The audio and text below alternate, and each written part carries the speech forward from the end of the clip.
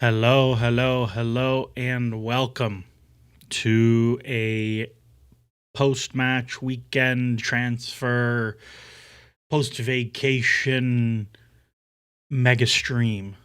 We're gonna hit we're gonna hit all the hits. We're gonna hit all the hits. Um and we're gonna talk about a lot of games. We're gonna talk about the Christmas period. We're gonna talk about a whole bunch of things. As you can't see my tab bar, but I got a lot of tabs preloaded to talk about things today. um I hope everyone is well. I miss chatting with you all. um and I think the way we'll do this is i will talk about I will talk about Charlton and the Chelsea games I have missed first, and then we'll open it up and talk about all the other random things we want to, and Rosenior and everything so far, and then we'll open the door to talk about a lot of other things. Um, so first off, Chelsea played Aston Villa. Okay, I was at this match, and I think it's really interesting, right? So you look at the headline XG and you're like, wow, 2-1, and you lose 2-1. Like, that's pretty unlucky. That's a game you win a lot of the time. And maybe. But the flip side of this, right, is that um, of Chelsea's 2XG, 0.95 of it is one chance.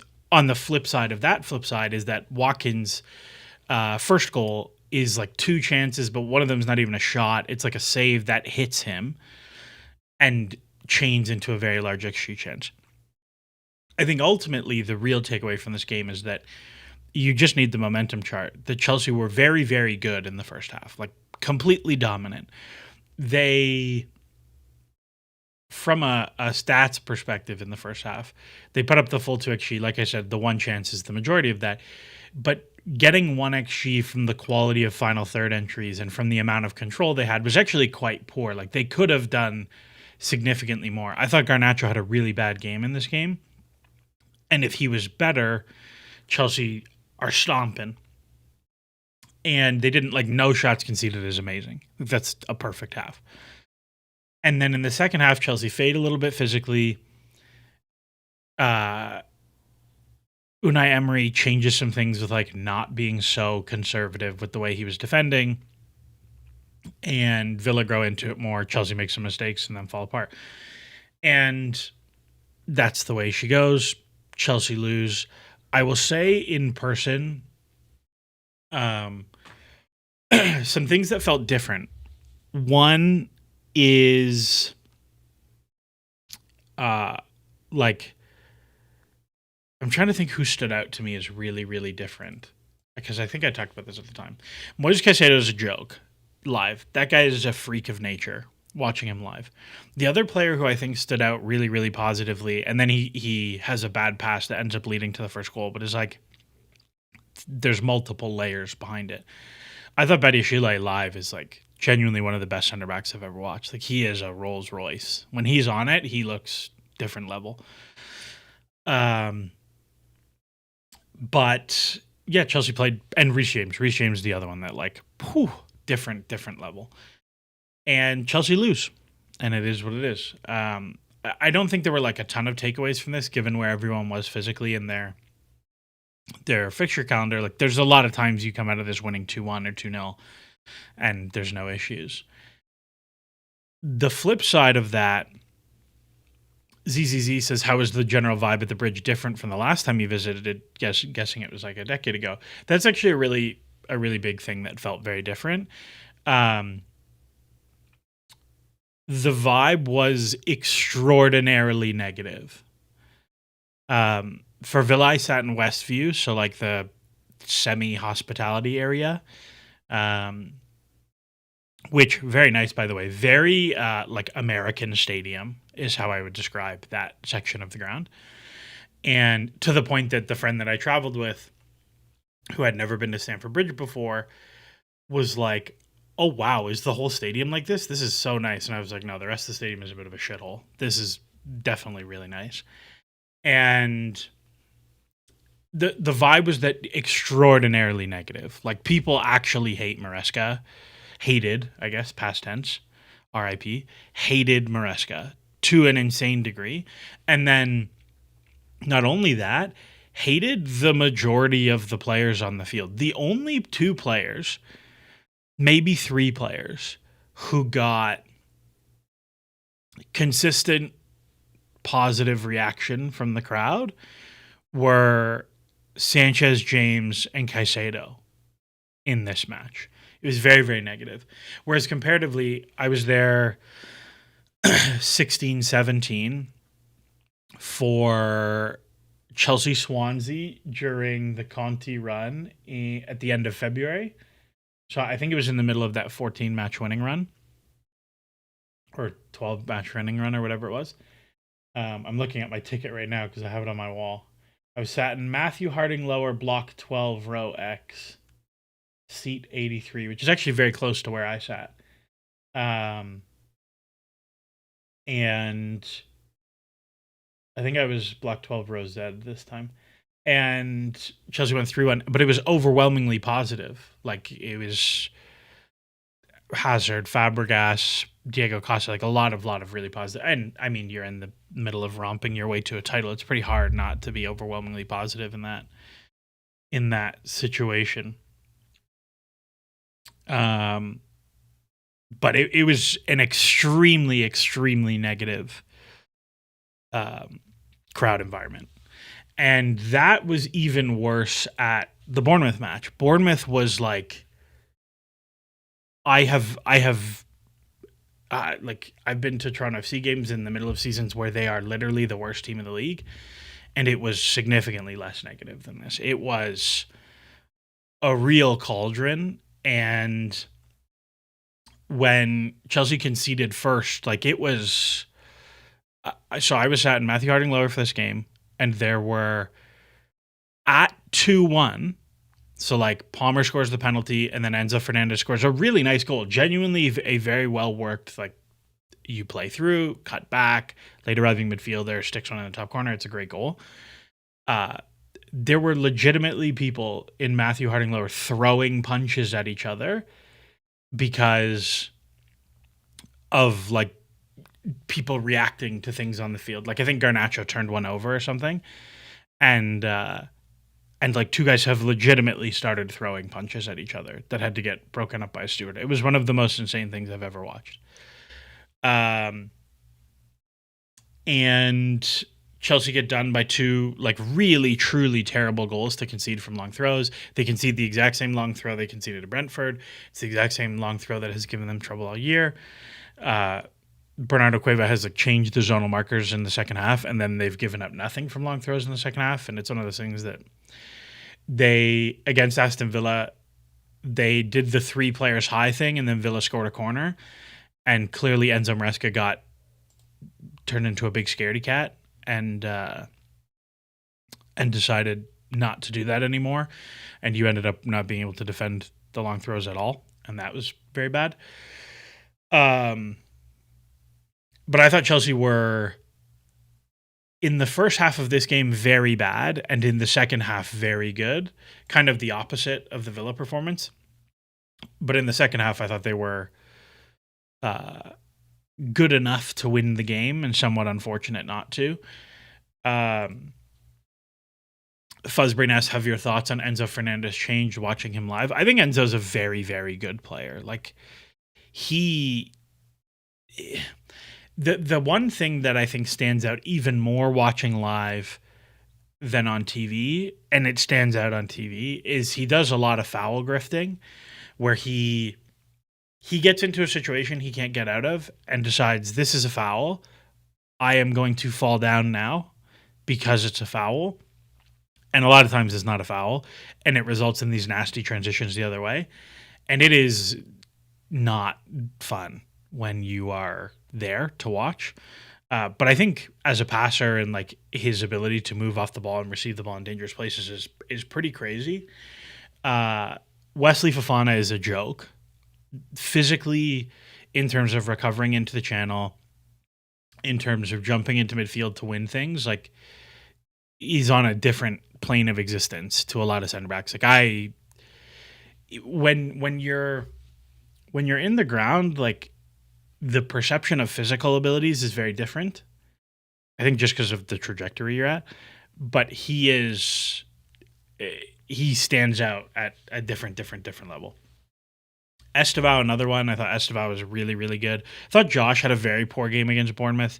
He got real bullied by Semenyo. Like, Semenyo kind of ragdolled him for a little bit. And, like, that's okay. That's part of your learnings. And Estevao was fabulous. Like, genuinely, really, really special player to watch. Super, super fun. And Delap in those two games, in Villa and in Bournemouth, was legitimately one of the worst strikers I have ever watched. I could not believe what I was watching. And you come away with a draw, probably a deserved draw on balance, and you come out of this period into the Maresca sacking, which the Maresca sacking stuff happened while I was walking around London. We have a pastry update because on one day I walked for like 5 hours and just picked up a whole bunch of pastries. So we got some pastries. And the Maresca stuff happened. We talked about it in the last podcast episode. So if you want to go back and listen to it for more specific jet lagged thoughts, go there. But the Maresca stuff all happens. He goes, and what are you going to do? And he goes.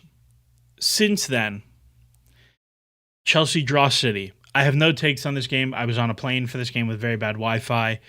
It sounds like we were very bad in the first half and pretty good in the second half. I have no takes. But a draw away to City is a good result. What I will say about this game is I get Callum McFarlane getting the interim job as the U21 head coach. I do not like the way this game turned into a Joe Shields power grab, in that the whole staff was not just Chelsea Academy coaches. It was all Kinetic based. Well, not all, but mostly Kinetic based Chelsea Academy coaches.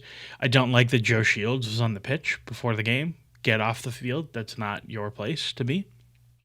But other than that, sure, it was a nice goal, or like a well-worked goal, and I think that's fine. But I don't really have many takes on that game. The Fulham game, similarly, I don't have many takes. I did watch this game.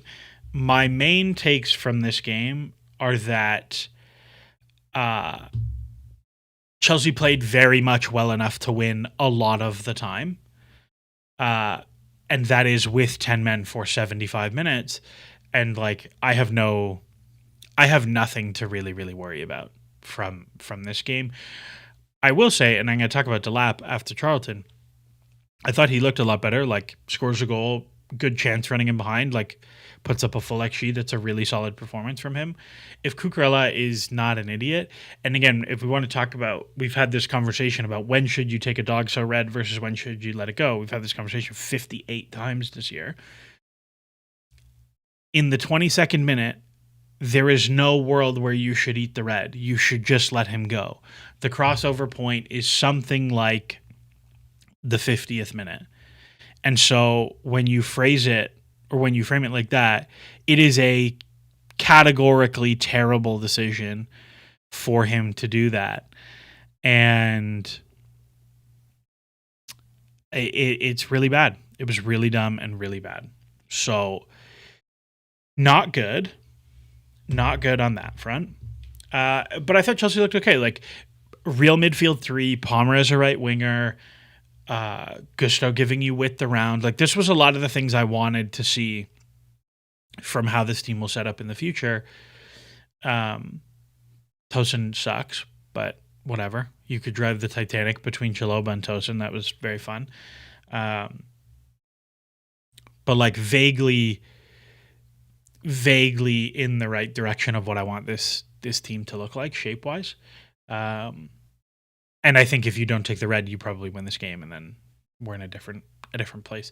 What's funny is like over this 2 seasons, we're even on our points at the Fulham games because we won the first Fulham game, which we'd lost last time, and then this one we won last time and lost this time. But not any real takes. The more fun one to talk about is yesterday's match against Charlton. Chelsea win 5-1. I think 5-1 flatters Chelsea, but I thought Chelsea were pretty good. I thought Chelsea were pretty good. I think there are a couple things that are interesting to talk about, and I forgot to set up the tactical board. So let me pop this open because I think people are going to want to. I'm just going to pick a random game. So don't worry so much about the personnel. So there's a couple things that I thought were neat, and a couple things that I thought were whatever. So Gittins on the right, I think tracks to me as something interesting. I think we need to be significantly more open to different winger roles where, like, why is my no, hide you? There we go. I think we need to be open to a little bit different winger roles. Like Gittins in particular, where'd you go? When he cuts in, like he cannot create the separation to get good shots. But if you can get him going byline to like hit cutbacks and squares and stand-ups and stuff like that, there's probably more danger out of that. And he is like a reasonably good 1v1 dribbler when he actually goes. I think the problem that I get to, though, is like somebody tweeted me, Garnacho defenders need to write an essay on why Garnacho is better than Gittins, and Gittins defenders just need to say, has Garnacho ever beaten a man? And like the counterpoint that I would make to this, right, is Gittins in 66 minutes takes 46 touches, I think. Where did it go? Where did touches go? 46 touches. He has 9 turnovers, and he creates 0.14 XG plus 6.8. That's a bad winger performance. Like, if you get 46 touches as a winger in a game, that's a lot of usage. That's a lot of ball in the final third, and he just doesn't turn it into anything. And, like, neither did Garnacho. Garnacho has, like, the cutback for the Buonanotte shot that leads to the Guiu goal. But he has, I think, 32 touches, turns it over 5 times, and generates more value. Like, this is ultimately the thing, is are we here to watch Gittins do step-overs, or are we here to create output? And the reality is it's just, I care more about output. So some things that were different in this game in terms of Rosenior, because I believe he said that that's how he'd like it to be pronounced, is Rosenior.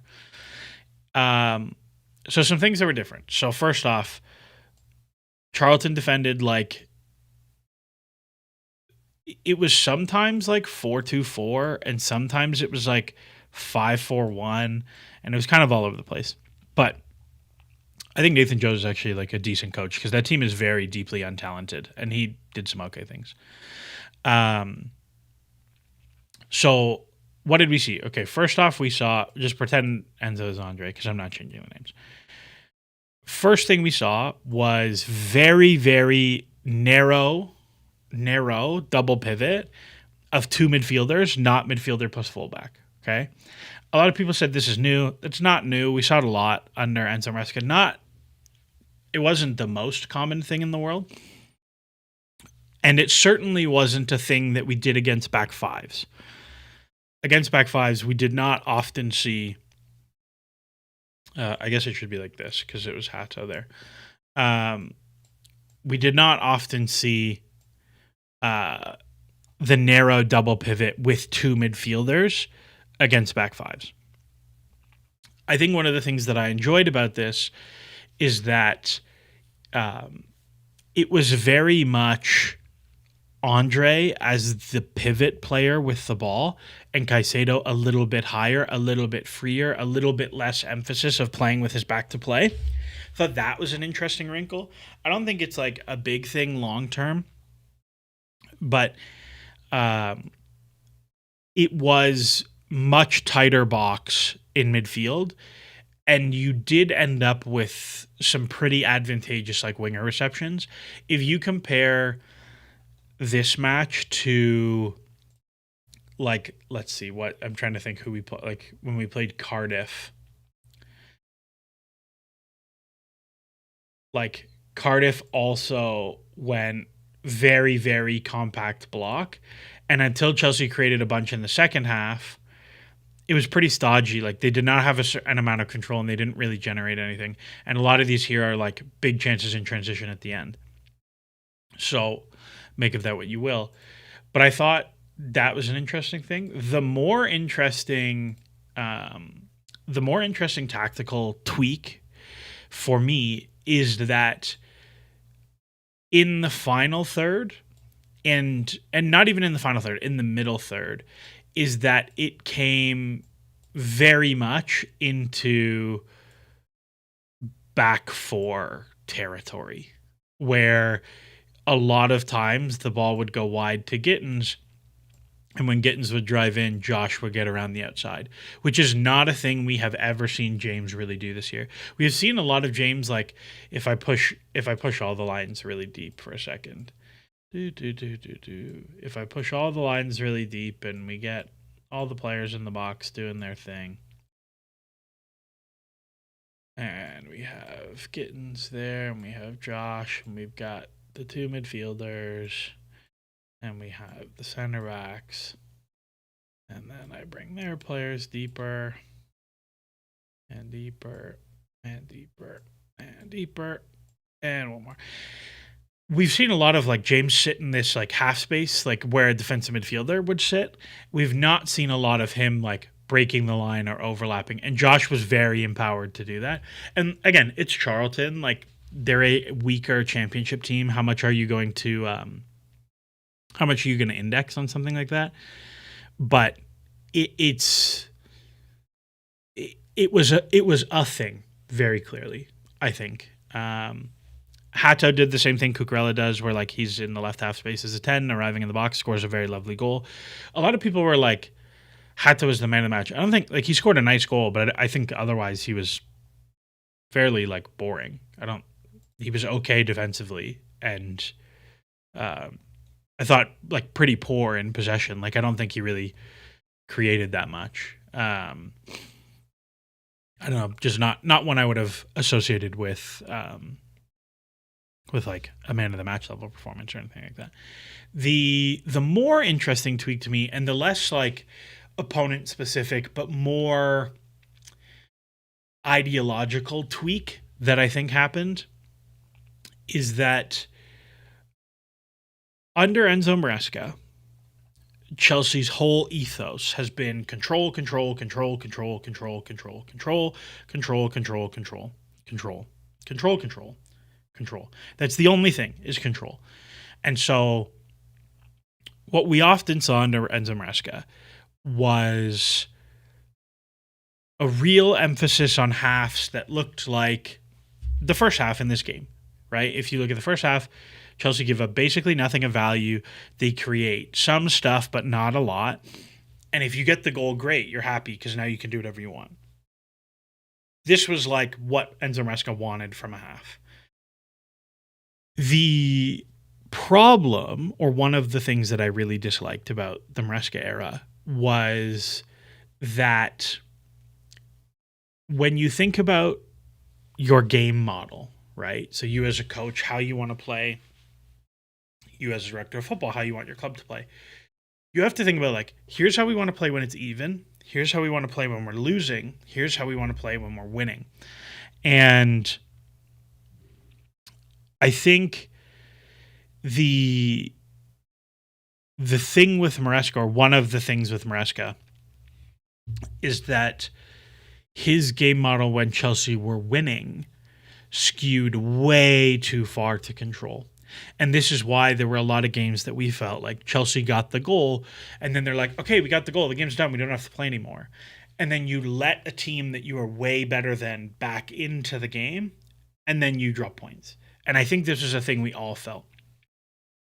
And if you look at the sexy spreadsheet from this season, um, like Chelsea were much better in winning game states this year. This was a while ago. I have not updated this. I bet you it's worse now.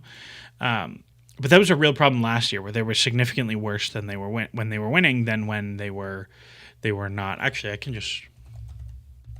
can pull it up live. Let's see. Let's open it up and see if my feel on this is correct. But I think this was a thing that was definitely a problem last season, and probably was a problem this season in terms of. Dimitri has his new app for this, but I don't know what the link is off the top of my head. Man, even. So hold on. So Chelsea, no penalties, 11v11, even game states. Chelsea are plus 0.62.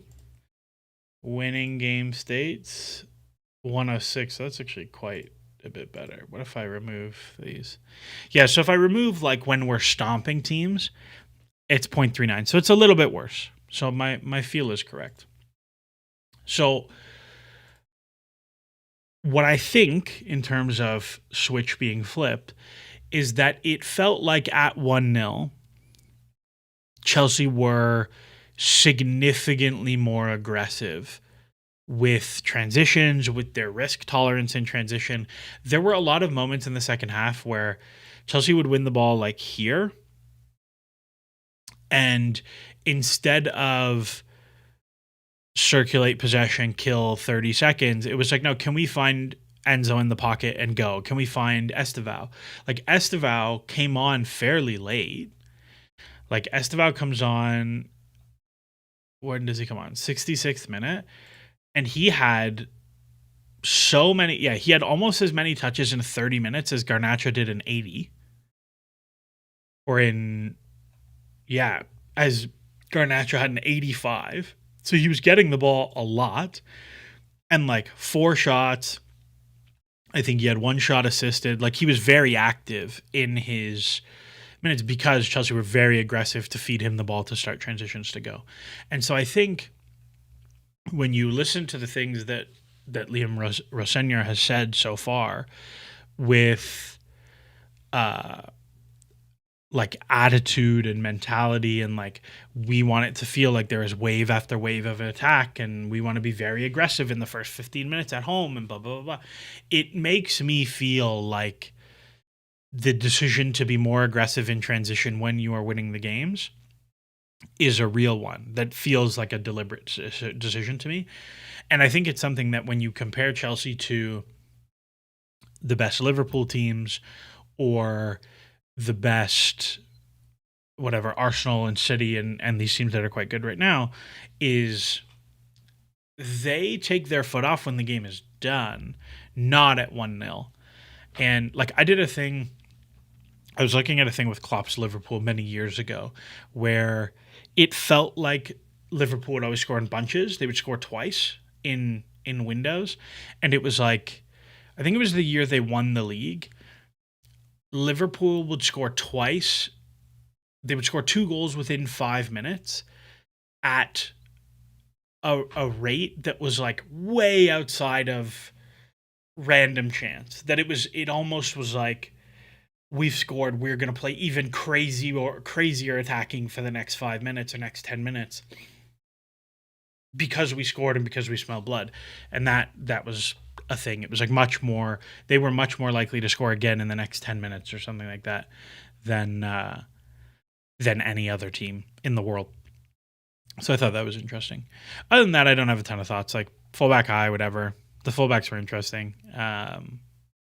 Nice set piece goal. I think it was okay. And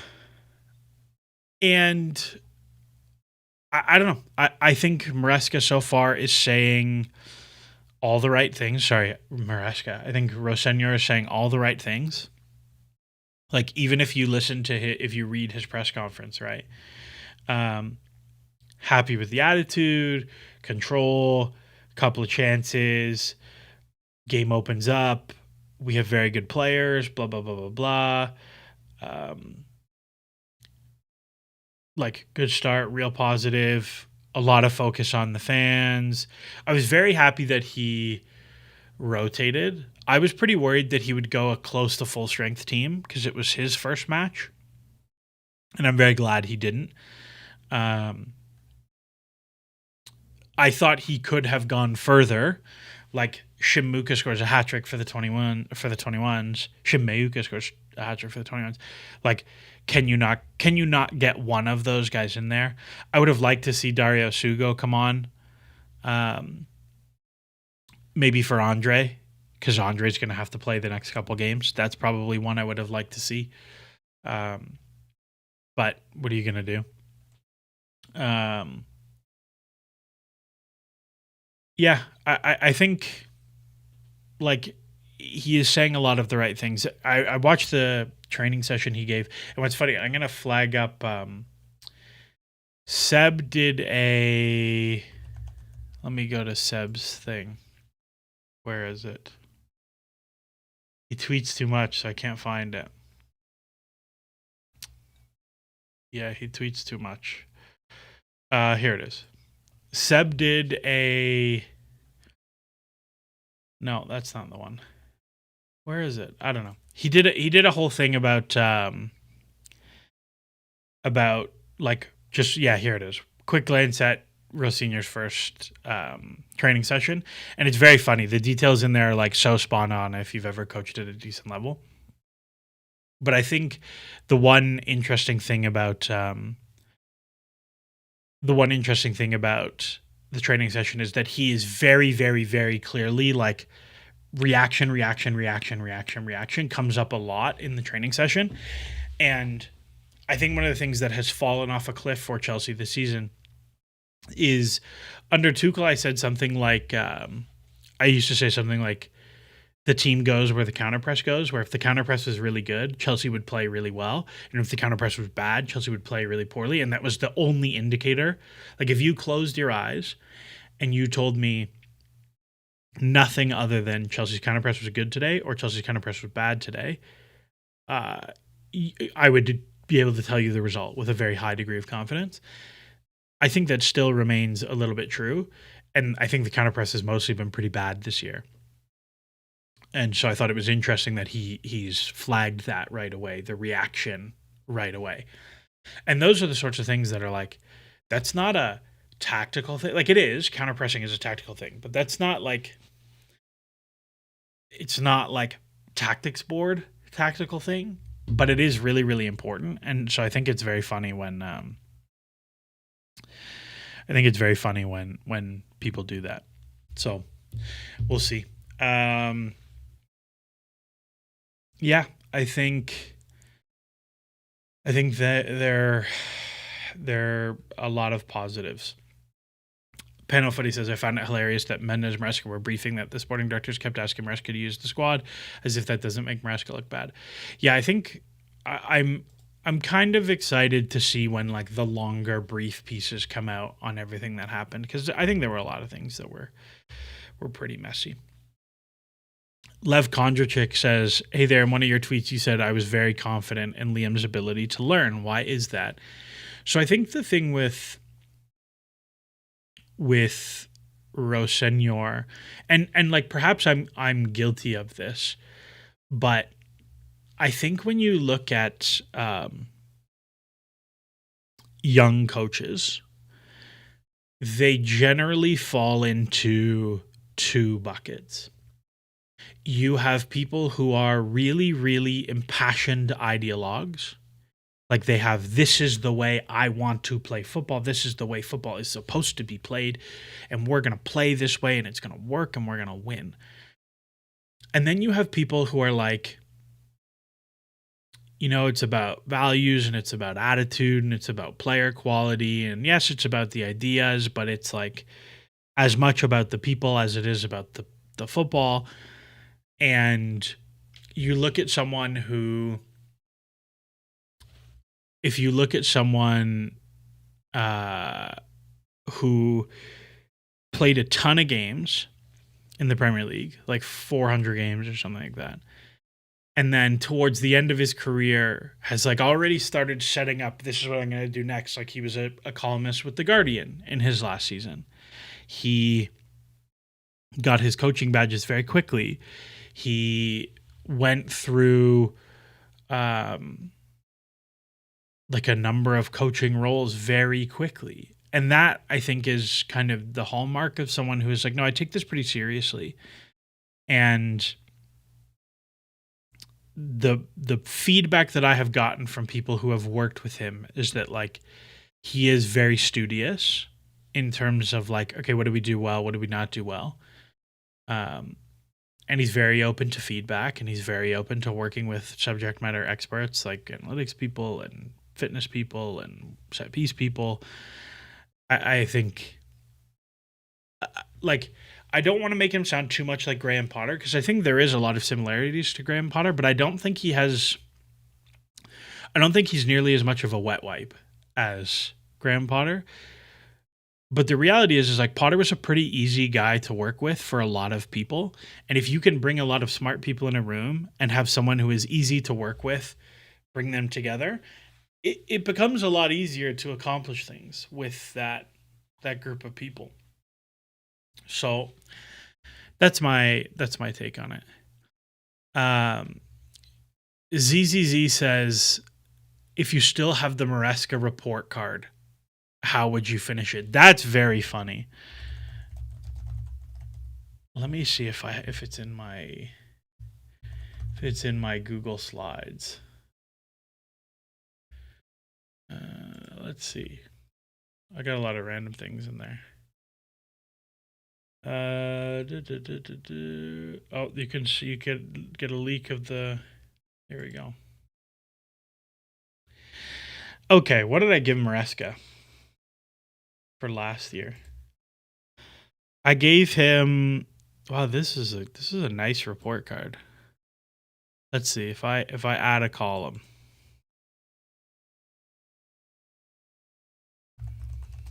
Let's do it. We'll do it live. So at the end of 25-26, match plans. I think honestly these were still pretty good. Like I don't think he went in with like really bad tactical ideas. This goes down. It was even worse. Like the reaction to red cards was so bad. Player improvement. I don't know. I don't think anyone got better this season. Squad usage, definitely worse. And this was always going to happen, right? Like with Champions League and not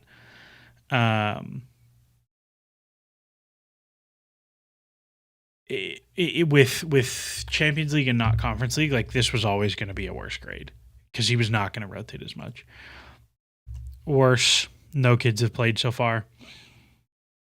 What did I grade him on analytics? What did I like evaluate? I don't know. I don't think this is like the box set stuff has improved, but their shot quality against has been really bad. So probably, I don't know, I'd probably leave it the same. And then this I definitely make worse because he decided to start being an asshole. So like that's a bad report card. Like that's a fire your manager report card, that's for sure. So yeah, I think that's probably where I would put that one. Joe Mileage says, I'm just happy we attempted way more shots outside the box. If Tippy Tappy ain't more, can get the blast in. I personally prefer shot quality to shot quantity. What I will say, however, is that I personally would much prefer, like, this is an okay thing, but I'd much rather take 22 shots here, and a lot of these like actually garbage ones don't get turned into shots, because like you can cut 10 of these out and still get 3.4 xg, but maybe those 10, one turns into a really high quality chance and you end up at like 3.8 or 3.9 or whatever. So to a degree, yes. What I will say is like I have legitimate concerns about all of my concerns with Rosenior are on the attack. All of my concerns with Rosenior are on the attack. Like, I think defensively he's got pretty clear principles that scale up well. I think he's good on that side of things. I think the build-up stuff is a little bit high wire at times. Like the like goalkeeper in the back four thing is, I think, a little bit gimmicky. I get it with Penders, who's like a joke, but I think you look at Strasbourg versus Palace, and Palace missed 2 empty goals off of turnovers where Penders is in the back four that should be goals, and they lose the game because of it. So like, I think that's gimmicky. I don't think he'll do that at Chelsea, but I do have concerns about like, can they get the shot quantity up? The shot quality is very good, but can they get the shot quantity up? So I will like, if you look at shots inside the penalty area, like it is 1, 2, 3, 4, 5, 6, 7, 8, 9, 10, 11. So it's like 19 inside the penalty area. Like, that's really good. You're really, really happy with that. So we'll see. That's quite amusing. Says, I can't imagine Sanchez will be in the back four in the build-up. Roshan says he didn't do a lot of GK in the four with Petrovic. Yeah, correct. And he has said like, yeah, but like we got to adapt to the players we have. Phil and Sanchez are very good, but like, I don't know. We'll see. Adam Fitz JKD says, hot take, Jorgensen becomes Rosenior's number one. I would be shocked if that happened. I would say there is a bigger chance that Penders is the Chelsea starting goalkeeper next year than Jorgensen. Which, like, Penders has had a nice enough season that I think that's maybe non-zero. But we'll see. We'll see. Bad Rabbit says, who would you say is responsible for the club's disciplinary record? Is it top down, culture set by manager, coaches, captains, and leaders, or is it on the players to rise above things? So, first off, I will start the question with saying, I don't really care about the yellows. I care about the reds so much in that, like, they shouldn't happen. But what I'll say is, like, the majority of the reds are dog-so reds. Like, they're kind of dumb situations. So, like, I will put a lot of the dog-so reds on some of the very dumb defensive situations players have been put into, and then, like, some of the players having bad moments in those situations. In terms of the yellows, I care about the dissent yellows because they're stupid and like actually controllable. That I think is probably somewhat on Maresca, but I think is also on a lot of the leadership group, where like Enzo Fernandez gets 1 million yellows for dissent. Caicedo gets yellows for dissent. Levi Colwill, so many yellows for dissent. Reece James, fewer. The dissent yellows really bother me. Like the Fulham red card, you get 3 dissent yellows afterwards. I will also say, I thought that was a very poorly refereed situation. Like, watching that moment, I do not think their protestations were really to the level of, like, I don't think they were that bad. I think that's a poorly managed moment by the referee.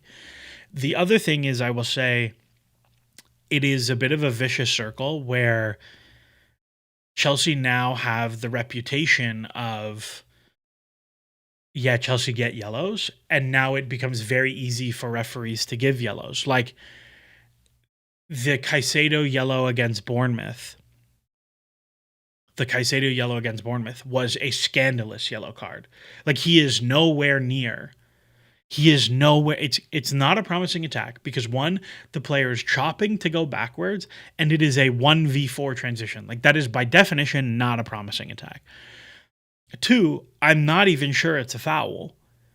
And so you end up with the situation where like that's a yellow card, but it's not a yellow card. And then because it breaks the seal on what is a yellow early, right? It's like when you go to a bar and you have too many beers and you take the first piss and now you have to piss the whole rest of the night. That's referees with yellow cards. I think you end up in the situation where like, okay, now there's a ton of yellows.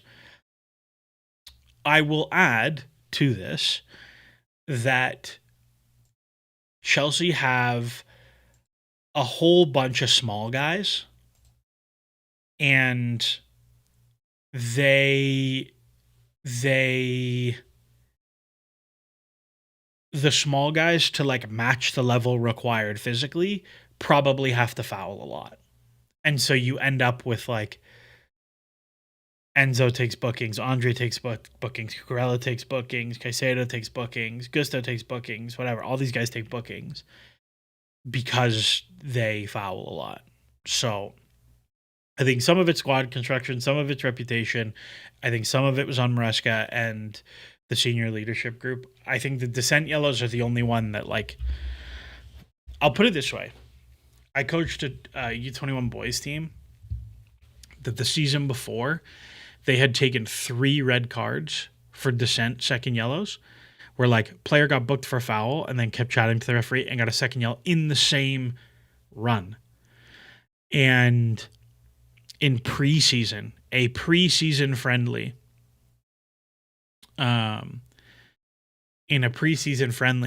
we got a dissent yellow, and I subbed the player out, and then after the game, I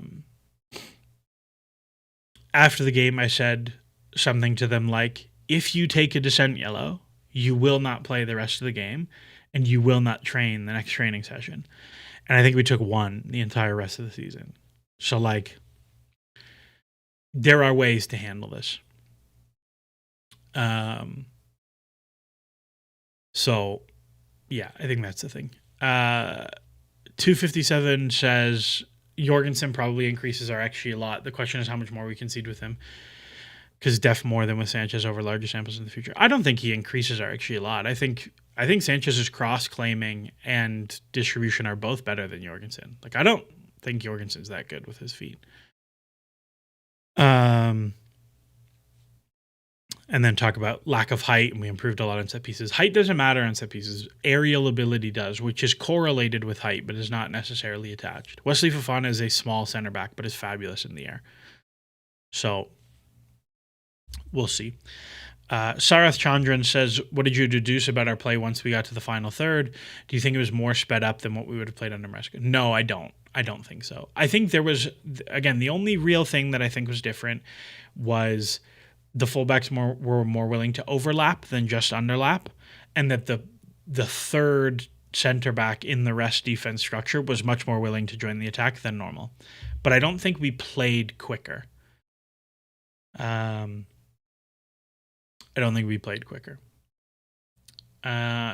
all I've got in terms of like where we are. So I will open the floor to questions, and while we answer questions, I will go through my trip. But before that, we need to talk about the pastries.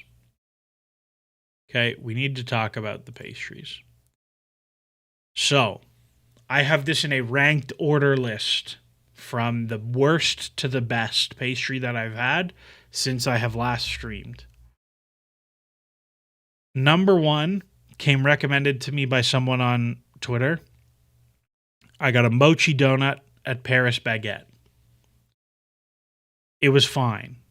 It was totally unspectacular. It was fine. Nothing really of note on this front. It was okay. Number 2, I can't remember what this is called. It has a name. It's like a canal or something like that.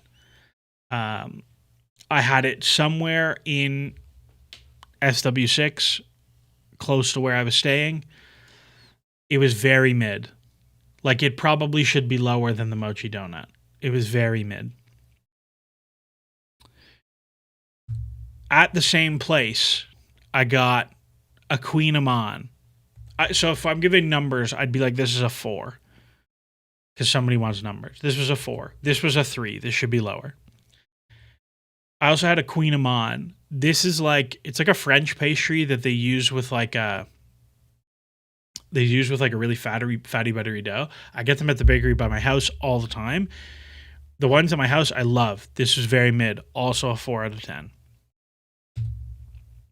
This I got yesterday. This was a chocolate almond croissant. Very solid. 6 out of 10. Very, very solid.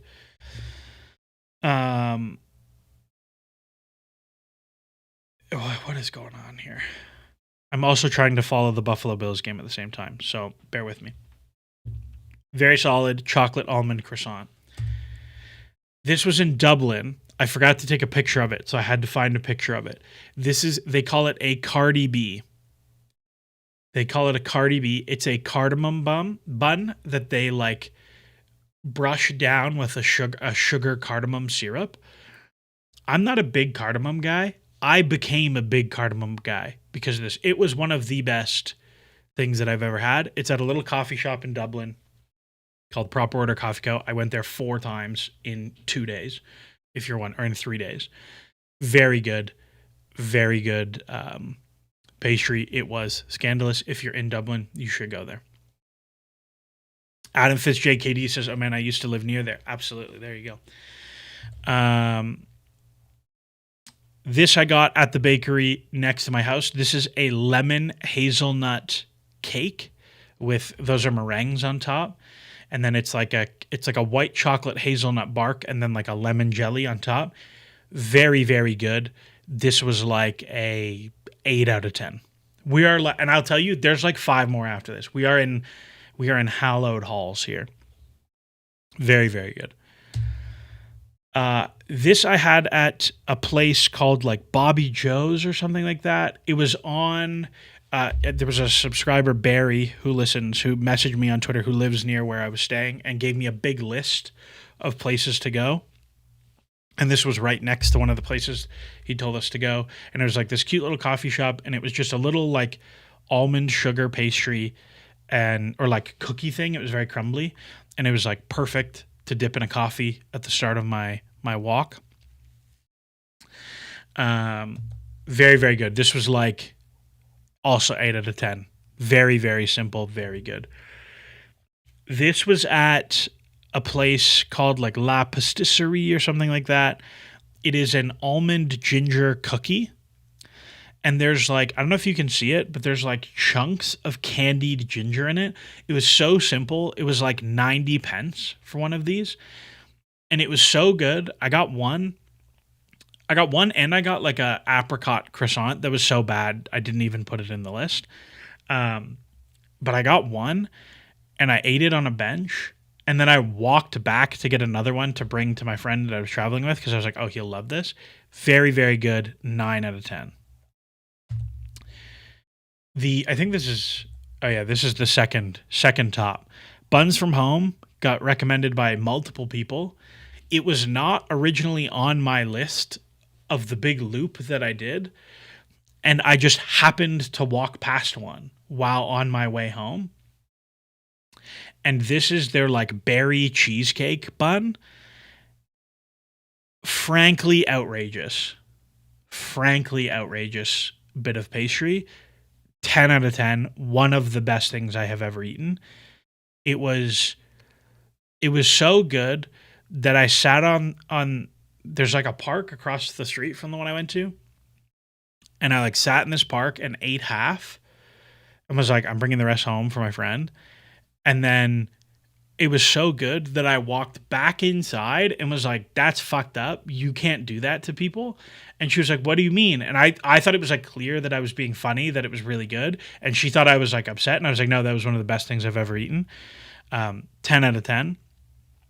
But the single best pastry I had on the whole trip was in Dublin. It was at that same place that I got the cardamom bun. They did a lemon meringue roll.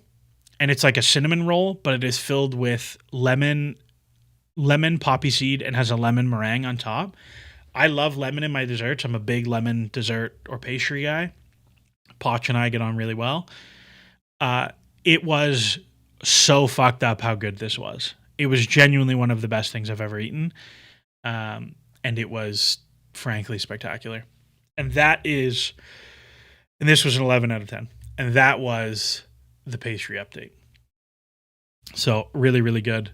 Some very delicious things. I will say en masse, like there were a couple other random things in there that like I didn't include. Like I had a couple sausage rolls from like random places. I did have a Greg's sausage roll, which was tasty, but it was fine. I was a little bit disappointed in London in general from a pastry perspective. It was just okay, but I also like I did not like scour the ends of the all 12 boroughs or whatever it is. It was good. Um yeah, so what else? What else on this trip? Well, let's see what other questions came in there. I think Jorgensen leaves to get first team football. Yes, I agree. As Azuli is a nice winger option instead of Gittins, the player we played against in the Conference League final. Yeah, that's I think I don't think he's in the like tier that we would be doing of winger. Would I send Shim on loan for the second half of the season, and if so, where? Yes, I think when we'd spoken to Chelsea youth in when we'd spoken to Chelsea youth in preseason, we spoke about Shimuka, and had a conversation about how I want to see more before he goes on loan. Like I think he needs a really productive 6 months of dominating PL2 football. Do I think that he's ready to go on loan now? Yeah, I do. I think he's done enough. And so when I think about where I would like to see him go, I think I'd like to see him go to like top of League One is probably the level that I'd like to see him at. Like if I was to say, like if I was to go, who's in League One? I don't know where any of these teams are. Like I know Bolton are in League One, so I'll just go to Bolton. Like if I was to go there, I'd probably be looking at like, yeah, somewhere in here, like maybe Bolton's a decent one.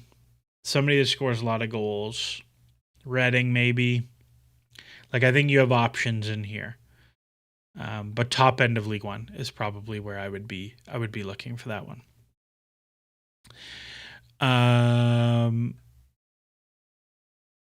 Let's see. Anything you eat in Dublin other than pastries that you enjoyed?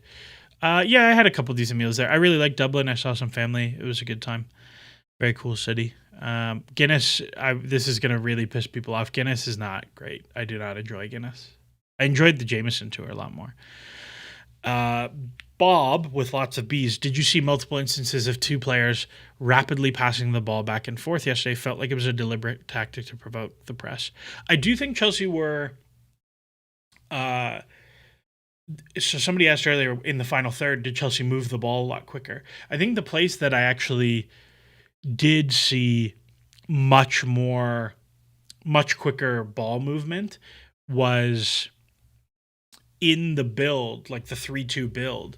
There was a lot more into the midfielder, back out, into the midfielder, back out, boom, boom, boom, boom, boom, of like, just keep doing that until someone jumps.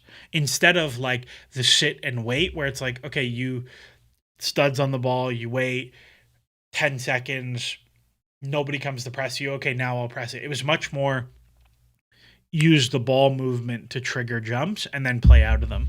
And I thought Andre and Moy together as a pair looked really good. I thought that was quite nice. JN Solanki says, I don't know if it's random question time yet, but curious what you think about Xerxes. Is he similar to Pedro and he seems on the outs? I think on Xerxes that so what I will start with is that I was at United Newcastle and he is the single most hated player I have ever seen. Ooh, Thomas Frank just got sacked. Whoa. Whoa, whoa, whoa, whoa, whoa. Did he really?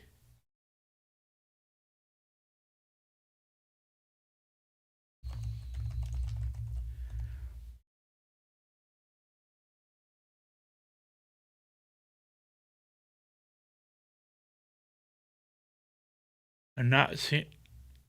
All right, maybe. Fair enough, I guess.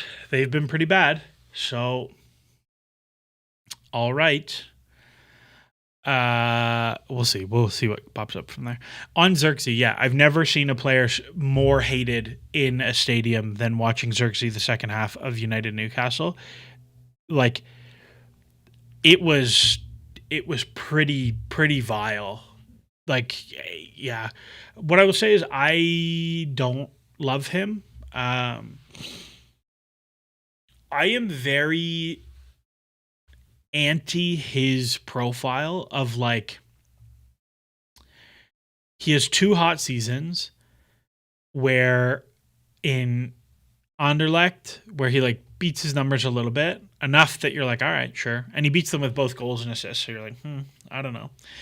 And then he does it again with Bologna, but it's a lot of low minutes, and I think he's just kind of soft for a big guy, and I'm not really about that, to be honest with you. I think he'll go back to Italy and be like fine and useful, but I would not do it. What are your lineups for Arsenal and Brentford? Both must wins, I'd say. Well, I think you're probably going very close to full strength for both. I think the only players you're really being careful with are I think the only players you're really being careful with are like Reece James and Cole Palmer. I think everybody else you're probably pretty good to go. And then you have Paphos afterwards, so like you can get away with like full strength light team here. And I would suspect Chelsea will go midfield threes in both games. Like I would bet for Arsenal, it is Sanchez, James. I'd actually guess on this one that it's actually probably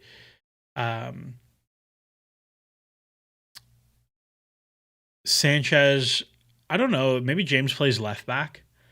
Like it might be Sanchez, Gusto, Fofana, Trev, James at left back, and then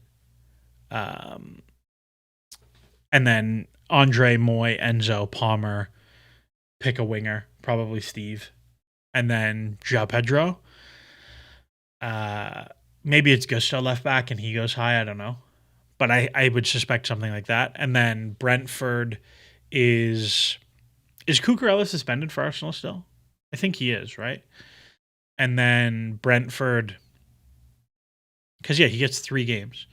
And then Brentford will probably be like Hato, James. I don't know. Pick 2 center backs. Hopefully not Tosin. But I think you'll see Andre Moy, Enzo again, midfield 3. Palmer right winger, different winger, and then Delap as the 9, something like that. That would be my guess. Caicedo suspended first leg Arsenal. All right, so then you play James in midfield and Hato starts again, something like that. But I think it'll be midfield 3. I'm pretty confident of that. Dogs a red card is only 1 match, so Cuckoo is back. Well, there you go. Then it's Cuckoo left back and James in midfield. That's probably where I would be. Any IT Kier stuff while you were out there? Lots of IT Kier stuff. None that I'll be sharing on stream, but lots of IT Kier stuff. I had drinks and meals with some very lovely people. This is the other thing. I met a lot of. I was so shocked Like we have the streams and we have the podcast and everything, and like I could not believe how many people came up and were like, "Oh, I listen, and I like the podcast or whatever." At Charlton, we met a friend. I won't say his name because I don't know if he wants me to, but we met someone who works at Charlton who was very lovely who listens. Um, and then a couple people at the bridge came up and were like, one was in front of my friend, and somebody was like, "Hey man, love the podcast," and was, and my friend was like, "What the fuck, really?" So that was pretty funny. But yeah, it was a good time. And then yeah, met a bunch of people in person. Had a very lovely time with John McKenzie. We sat by a fireplace and talked football one evening, which was very lovely. We actually had a very lengthy conversation about Ruben Amorim, and then Ruben Amorim, and everyone was like, "Yeah, he'll probably get the rest of the season," and then he got fired 4 days later, so that was pretty funny. What about inconsequential ITK stuff that surely nothing would come of you spilling? No, but it's not mine to tell. It's not mine to. I think. I think like I'll say like one of the things that was not confirmed, but is like a thing I've heard repeatedly now is about Maresca not really working with Bernardo Cueva that much. That's a thing I've heard a lot from a lot of people, that it would be like he's just giving PowerPoints and he's not really getting time on the pitch, which is a problem. And also probably why the defensive stuff is not better, because it's very hard to do defending via PowerPoint. Whereas attacking stuff, it's like, yeah, you look at the picture and you just do it. I think Seb has said that publicly, so I don't feel bad about saying that. But that's a thing that I've heard. But yeah, no. Other than that, lots of fun behind the scenes stuff. That's always a problem. And it's always like, I don't know. It is weird. Buns for Mom was very good coffee. I did not get a coffee there, but that's good to know. Best thing about London for pastries is that France is only 2 hours away. That's funny. Roshan says, "What do you think about the Wilfred Nancy article that dropped?" Yeah, so this is a fair, because we talked about Nancy on stream, and I said, no, I think he's going to be pretty good to the Celtic fan. I will say I very firmly do not believe many of the things that are in that article. They are very not aligned. They are very not aligned with what I know about his process. Like in that article, they said he didn't do like opposition analysis for the team, which is like Nancy in MLS was like one of the most like insanely detailed opposition analysis person. Like that to me was crazy. Similarly, they said something like he had the gall to tell James Forrest how to open up and like receive to play forward, which I thought was really funny because like, sure, that's a fine thing to coach. Like coaching technical details is fine. I don't know why you're so mad about that. And also that like his instructions lacked detail to the players of what he wanted is also like very much not aligned with what I've heard. Yeah, I think that there's a lot. Yeah, Shea Given said that his time was a holocaust, which is like a crazy thing to say out loud. Yeah, I mean, I think he got a lot of things wrong, and I think he'll probably reflect on it and be like, I would do this very differently. But I think a lot of the things in that article have. I'll put it this way. I think Celtics recruitment is really bad, and I think they have a lot of not talented players. And if I hired a coach and it did not go well under that coach, and I did not sign good players and was going to continue to not sign good players, I would definitely be leaking everything and anything to make sure that it was very much that coach's fault. So make of that what you will. Fab reporting Toronto FC bidding $18 million for Josh Sargent. Yeah, I saw that, which is very interesting. So, trip talk. First game we went to. So first off, rented a car, driving on the left, very fun. Very different. Driving in the UK, very orderly society you folks have. Speed cameras everywhere, which I appreciated. Very like orderly The roads felt safe. There weren't a lot of crazy drivers. Like, you might have people going 5 to 10 miles per hour over the speed limit, but there was nobody going 40 miles over the speed limit like there is here. Enjoyed driving. Stopped in Oxford on the way up. Very, very beautiful place. Oxford, very, very fun. Very beautiful place. Just went for a stroll through the university. Lovely time. First match of the trip, we went to Bolton Rotherham. This was not a great game to watch. Very fun. So we went because Bolton is like historical Premier League team. Like, the Reebok is like where Chelsea won the first title that I can remember as a person. Well, I was not alive in the 50s, obviously, so there it is. But it was it was very like much smaller stadium than I thought. I thought it was going to be like really big because it looks really big on TV, but it's very tight. Was not a great game. A couple Chelsea boys played. Ted Sherman Lowe was there, which I enjoyed. And then they brought on Xavi Simons and Mason Burstow. However, I was not there when they brought them on because we had to go to United Newcastle after this, and we're worried about driving there. So we were like, oh, if Bolton are still winning in the 80th minute, we'll leave, because Rotherham had not crossed half for like a very long time. And so we were like, okay, let's leave. So we went to this car where we parked the car to leave, got stuck in traffic leaving the stadium anyways. And then they equalized in the 90th minute, and then there was a 90+3 winner. So we missed like absolute limbs for no reason at all. So that sucked. Watching this game, players that stood out that I enjoyed. Drew Yearwood was terrible. He was also a terrible player in MLS, so that was really fun. I very much enjoyed this guy, George Johnson, left center back for Bolton. I thought he was very fun. Reece James, which I thought was hilarious. Very, very good crossing. Like, really fun to watch. And then Kosher Dewberry, who's like an ex-Arsenal, ex-Brighton kid, was very, very lively. Created a lot. Really good 1v1. And then this guy, the winger, Thierry Gale, who's played in like Estonia and stuff, was also quite lively. It was not a great game to watch, but I was there and it was fun. And then I was at United and Newcastle. This game was really fun. The first half, United were very good, but they were very good in the way that they like just physically were like crazy intensity. So they just like ran over Newcastle, and then they ran out of gas, and then Newcastle ran them over in the second half. Some players who stood out to me, Mason Mount in the first half was a joke, like unbelievable player. Aiden Heaven is very, very good. Very, very good. I think I tweeted something on my trip like Aiden Heaven and Josh Achampong will start an England game together as center back players. And somebody was like, that's not even a hot take. And I think predicting that two 19-year-olds will start together for England eventually is an extremely hot take.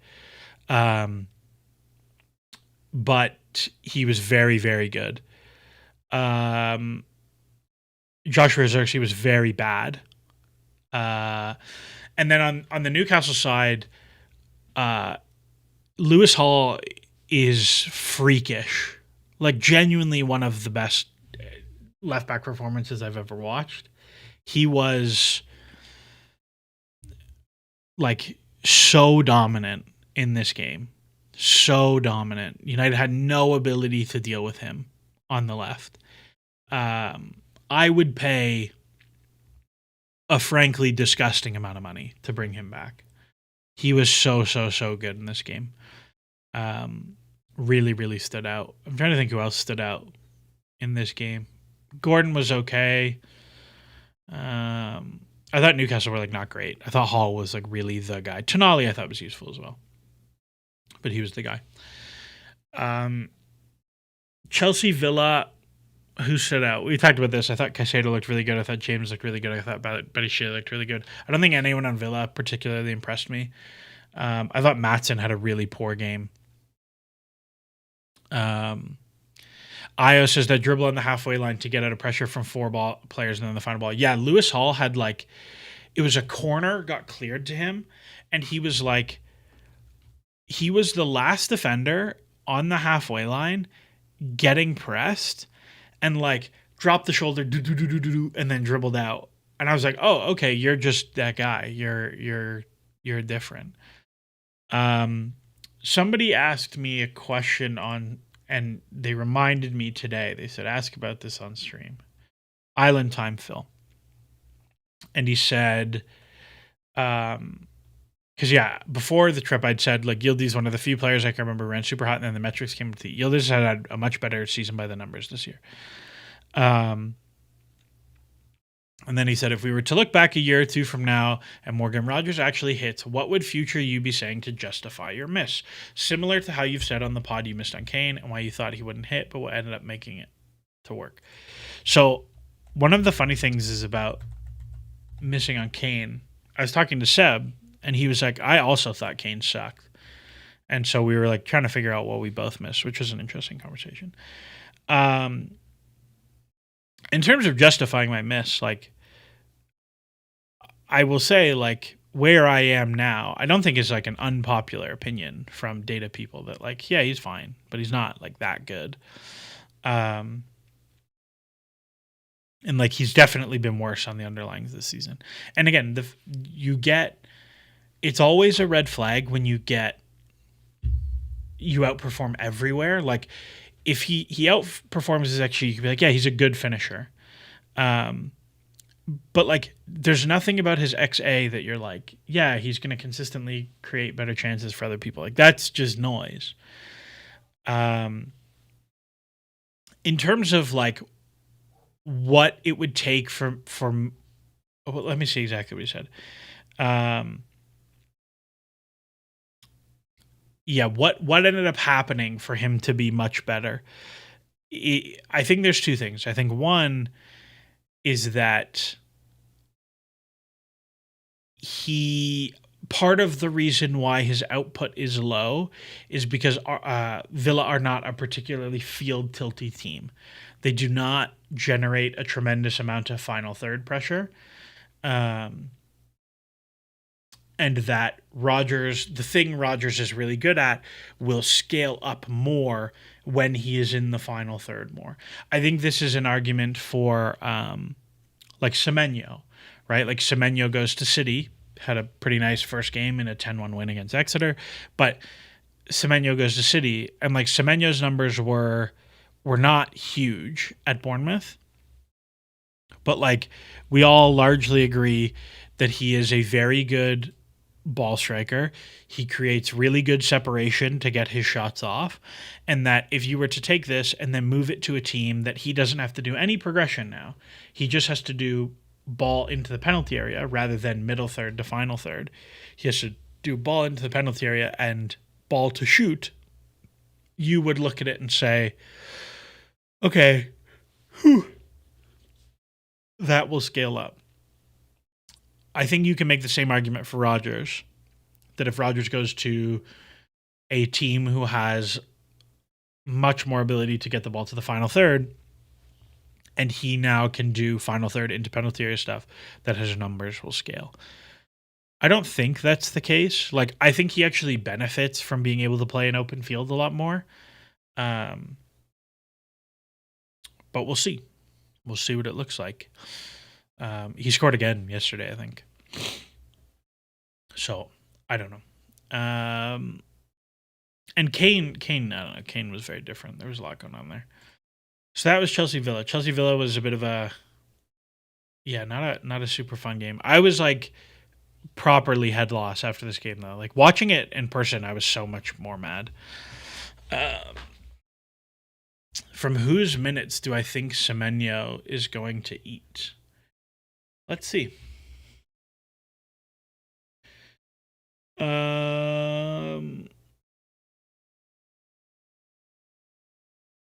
It's an interesting question. They've played a lot of guys. I don't know. I would bet some of Holland's. I bet you he'll play some minutes as a 9. Um, it feels like Savio and Oscar Bob will be consolidated into one guy. That feels like a thing as well. Maybe some of Foden's minutes as a winger. Maybe some of Bilva's minutes if he ever plays wide. That's kind of what I would suspect. Yeah. I was so head loss after Chelsea Villa. Like so head loss that afterwards my buddy and I were like, okay, let's go home. And I was like, no, we got to go for a walk. So we walked all the way to Craven Cottage and just like walked around Craven Cottage and around that neighborhood and then walked all the way back until I was like cooled off enough. I was so mad after this game. Yeah, very frustrating. Then I went to AFC Wimbledon Exeter at Plough Lane, which was very fun. Really cool venue. Really, really, really cool venue. Like super tight, fan owned, like food trucks. Like it's a very cool place to go watch a football match. It was a pretty terrible game. Like it was like every other 3-5-2 versus 3-5-2 game where like they just cancel each other out, so it turns into just a lot of long balls and a lot of scrapping. But really, really cool ground to go watch a football match at. Some guys who stood out. Jaden Wareham, who is, if you recall, ex-Chelsea Academy, scored a very nice header, but was otherwise like didn't really do much. I was fairly unimpressed by, honestly, kind of everyone in this game. I thought Exeter's goalkeeper had a really good game. He made one really good save on like a 1v1, and then he claimed a couple crosses that were quite nice. The player who stood out the most to me was this guy, Luca Woodhouse, who really big lefty center back. Really big lefty center back, like man mountain of a guy, and he just like zings the ball into midfield, just like real fun line breakers. He feels like the kind of player that like a better team will fall in love with. But I quite enjoyed him. And then this Niskanen guy is like, he looks like he's from the Hills Have Eyes, but like crazy athlete. He set up the goal, but crazy athlete, like just real rapid and strong, like back post driver. And this guy, I think, was the other one that I quite liked. Miles Hippolyte. One, because I thought his name was sick, and two, I thought he was like pretty useful when he came on. But other than that, this was not a high quality game, but very cool stadium. Like definitely worth going if you're around, and very easy to get tickets to. And then Chelsea Bournemouth, yeah, like we talked about this game already. Not that much to say. Esteval, that guy is like a crazy watch. And then I was at Charlton Coventry to watch Lampard. I was very unimpressed with Coventry in this game. I thought they looked very poor. Like very few ideas in possession beyond like, it's pretty impressive to take 20 shots and only 4 of them are outside the box and generate that few XG. Like it was a lot of, the goal was a really nice goal very early, like really well worked goal. But it was just like a lot of like nothing headers and like stuff from crosses and like just not, it was not a lot of good stuff. Charlton's goal was a nice transition. Some players who stood out that I liked. This Leeburn guy was fun. He's very large. He scored the goal against us. Very large, wins the ball in the air a lot. He's okay. Tyrese Campbell, I really enjoyed in this game. Very lively at League One level. Obviously struggled against us, but like pretty good for the level. Haji Wright is an American guy who like I had tried to convince MLS teams to sign for a very long time. He's very good. Hold up play was really good. Matt Grimes, I thought was pretty interesting. And other than that, I was like pretty unimpressed with everyone in this game. Yeah, also not a great game. But the Valley, really cool place to go watch football. Like super, super fun. Yeah, Lieburn is the guy who scored against us. He was in the academy like when we had the yellow kits, like under Conti season 2, maybe. But the Valley's an awesome place to go watch matches. Like really cool stadium. They have like a nice fan zone with like a big TV. So if there's a kickoff before or after, you can watch it there, which is cool. And it was, yeah, very cool. Very cool stadium. They had a jerk chicken vendor in the stadium, which was fun, but really, really cool place to watch a match. And then the fun story is that we had to fly to Dublin right after this match, so we left like 85th minute to catch the train. And so we walk out of the stadium, we walk to the train station, and we get on the platform, and the train's coming in like 2 minutes.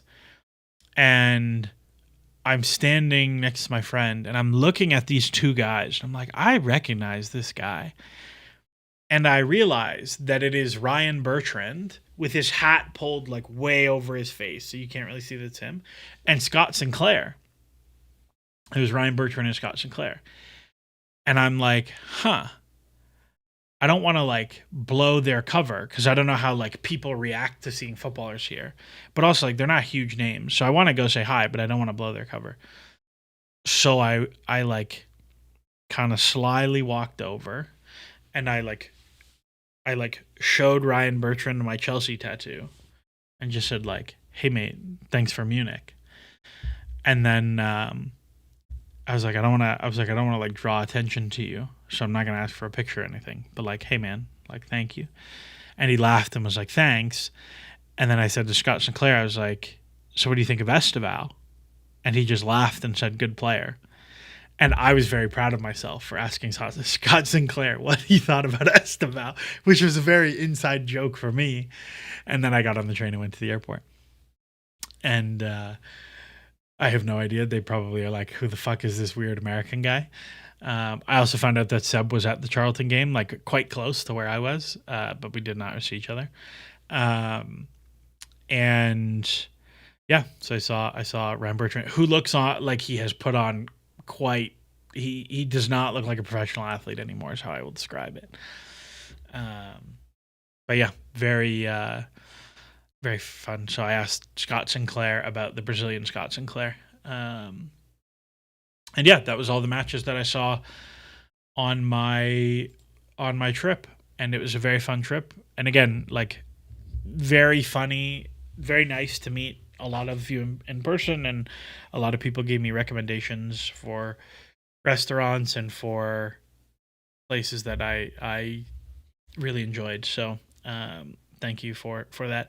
I would say if I have like takeaways for people is for Premier League matches that may or may not be hard to get tickets for, like Arsenal or Chelsea, join your local supporters club and get the tickets through their allocation, because it was a real pain getting tickets for Chelsea games. We bought for Villa, we were in Westview, and for Bournemouth, someone who listens was kind enough to like sort out a pair for us.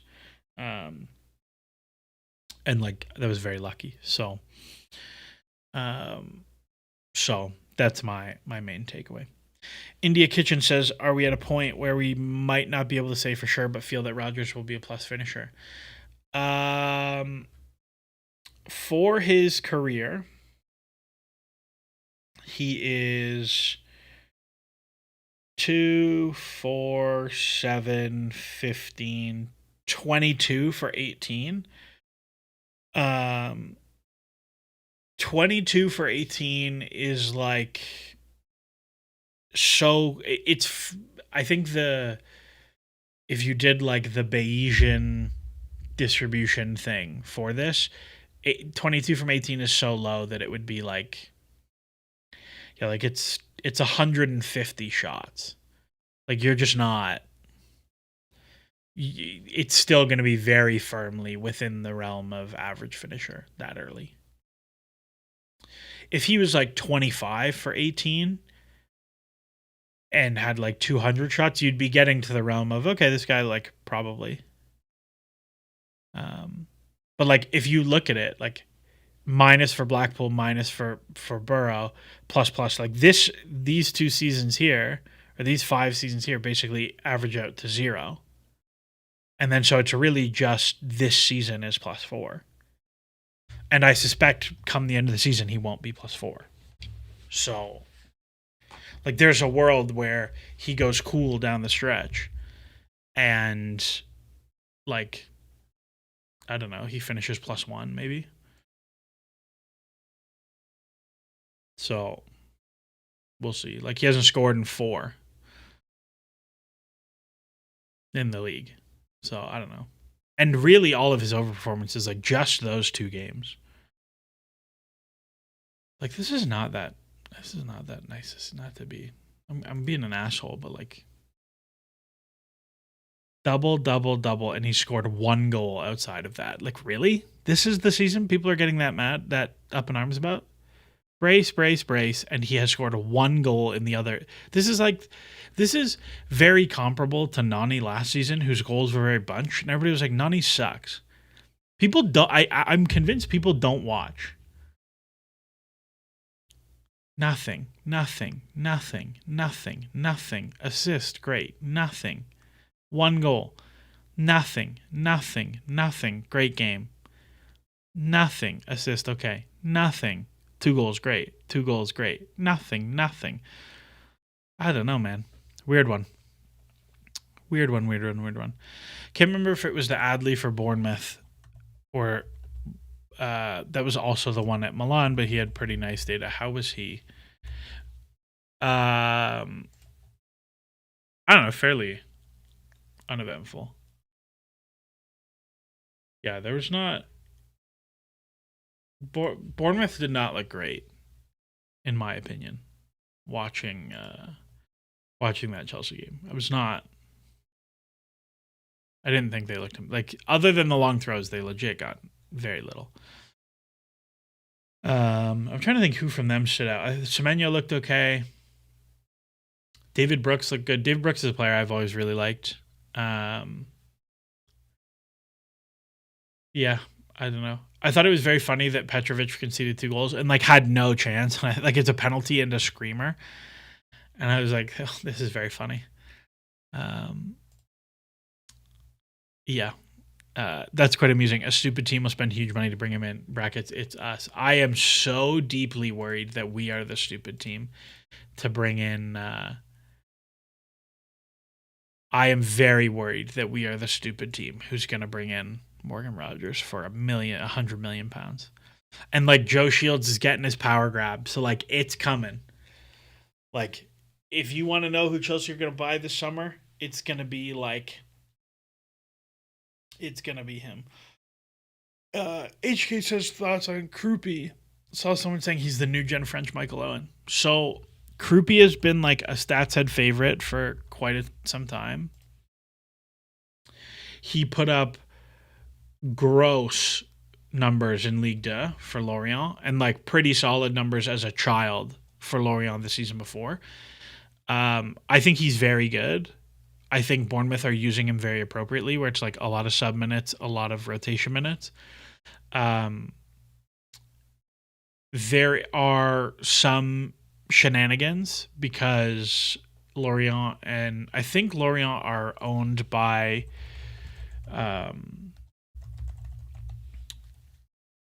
I think they are owned by Bill Foley, who is they're partially owned by Bill Foley, who is Black Knight or something. Yeah, Black Knight, who owned Bournemouth as well.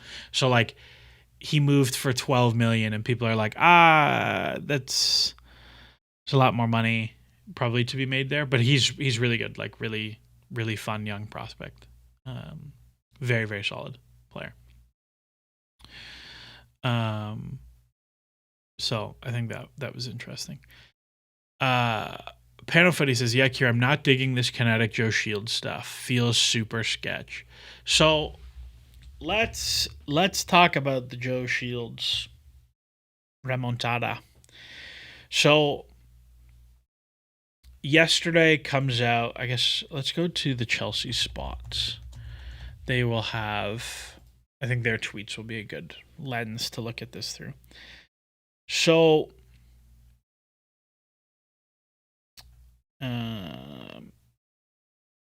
So Callum McFarlane gets the interim job. On the bench are lots of guys. McFarlane gets added to Liam Rosenior's first team staff. Now, when Rosenior joined Strasbourg, he also added someone out of Strasbourg's academy into his first team staff. I think that is a very smart and correct way to approach things and say, like, hey, I want someone who knows the academy, so I know what kids to bring through and like has that tie, and like that's important. Callum McFarlane joins the first team staff. Now, I have no problem with someone joining the first team staff. I think it is interesting to me that you have selected someone who has been at the club for all of 6 months to be that person. I would go as far as to say that is like counterproductive to do that instead of to bring, I don't know, one of the guys who's been around for a long time, like Hassan Suleiman, for example, who's been at the club nearly 20 years, has a UEFA Pro. Like, I think that's a more logical step. And Joe Shields providing one of his kinetic guys feels very on the nose, as it were. So he joins the first team squad. U21 job is open. And I think his name is Harry Hudson is his name. I want to make sure I get that right. I think it's Harry Hudson. Let me go find it. Oh, that's fun. A lot of their tweets have been deletey. Let me see if Chelsea Youth has it.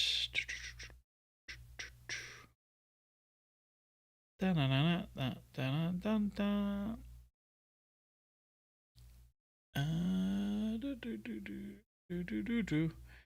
can't remember his name. I think it's Harry Hudson. Who has so he got the U21 job. I have no problem.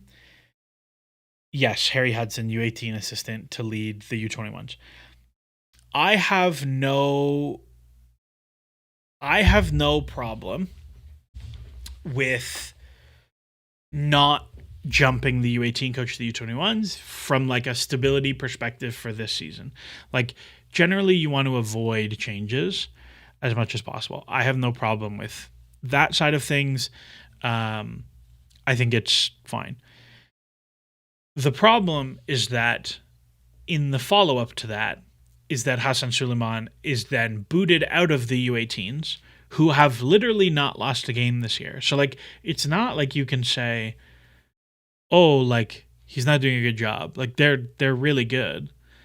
And is replaced with Dan Hogan, who was head coaching the U16s. Dan Hogan and Harry Hudson are both kinetic coaches. That to me is a real problem. He is now leading the lone group. I suspect that means he will no longer be at the club at the end of the season. He's a very well-respected and talented coach. I think you watch the 18s, and I think they've looked considerably better than the 21s have in the past couple of years, particularly under Felipe Cuello. And I suspect he will leave because he is. And you now have a situation where the academy coach with the first team is ostensibly a Shields guy. you have the head coach of the 21 is a Shields guy. You have the head coach of the 18s is a Shields guy. And you now have a situation where he has virtually complete control over the academy and has significant input to the first team. This feels very power grabby to me.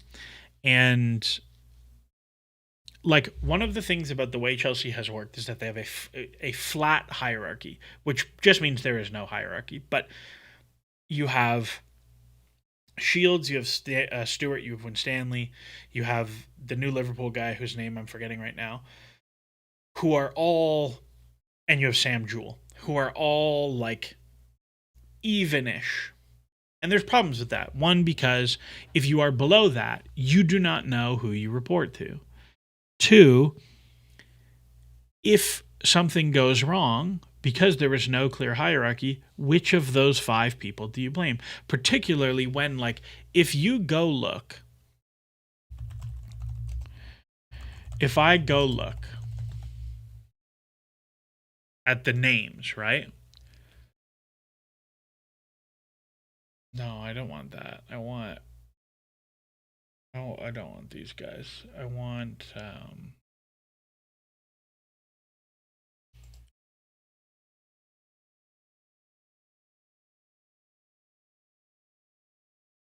oh, I don't want this. I want, like, also Ben Roberts is back, which is very funny. Also, I think this is a title change. Just putting that out there, by the way. Let me find the list of it.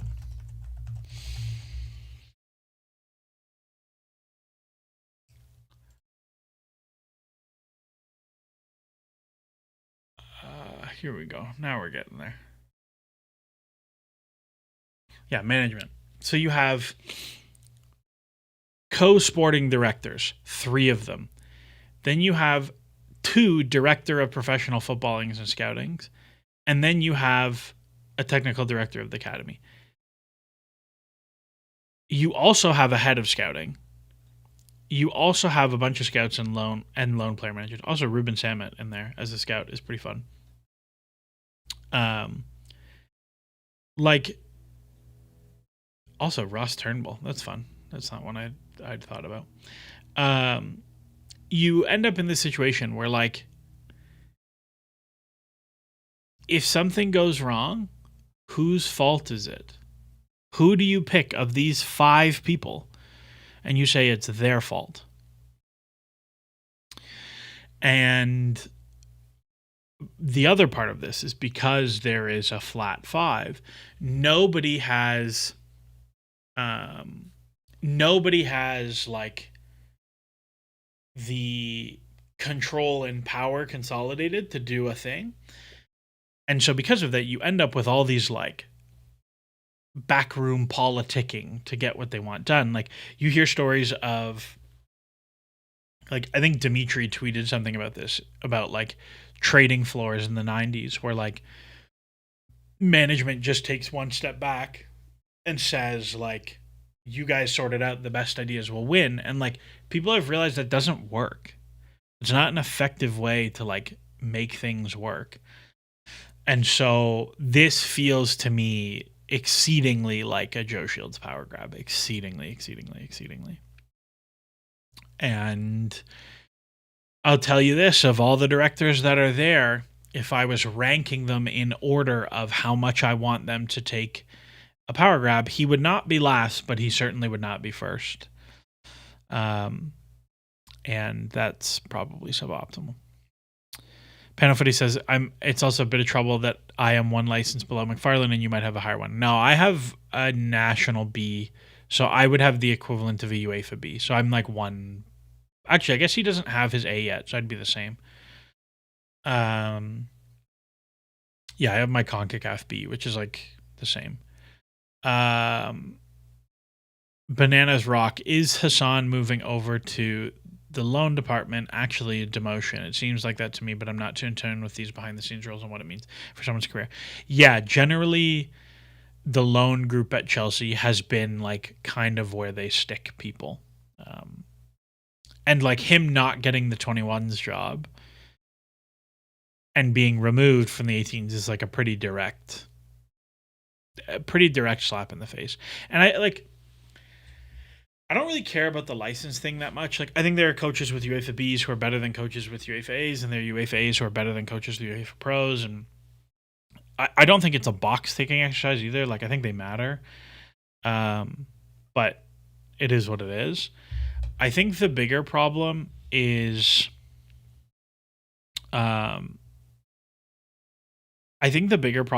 that, like,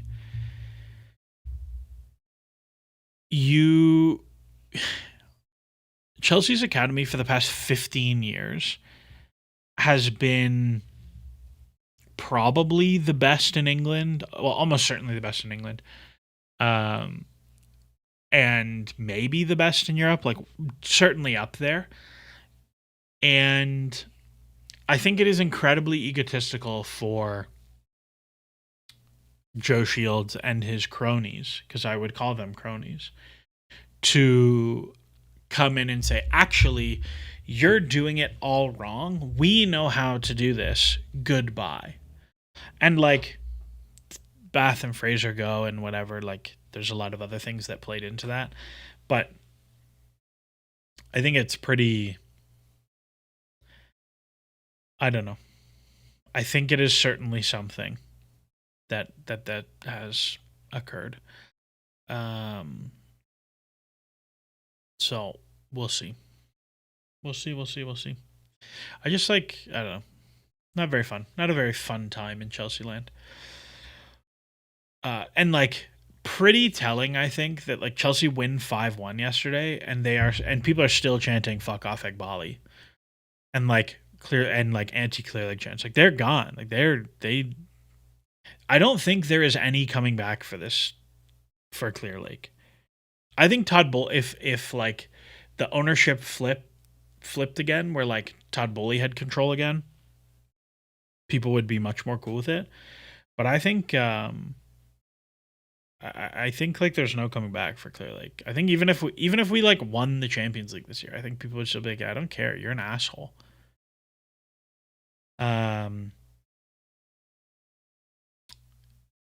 Somebody said, I can't remember who it was. Somebody said like, why don't they just hire the best director? And like they tried to do that, right? Like they tried to bring in Edwards and couldn't, because he wanted to go back to Liverpool. So make of it what you will. All right. In terms of January,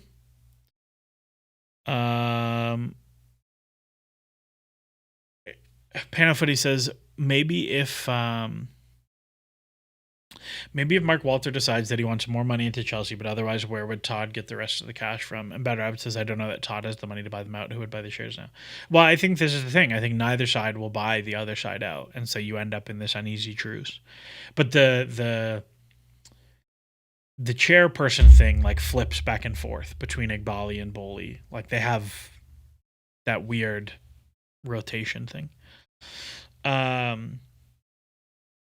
In terms of January, I suspect Chelsea will do nothing. I don't think there's any business coming down the pipeline.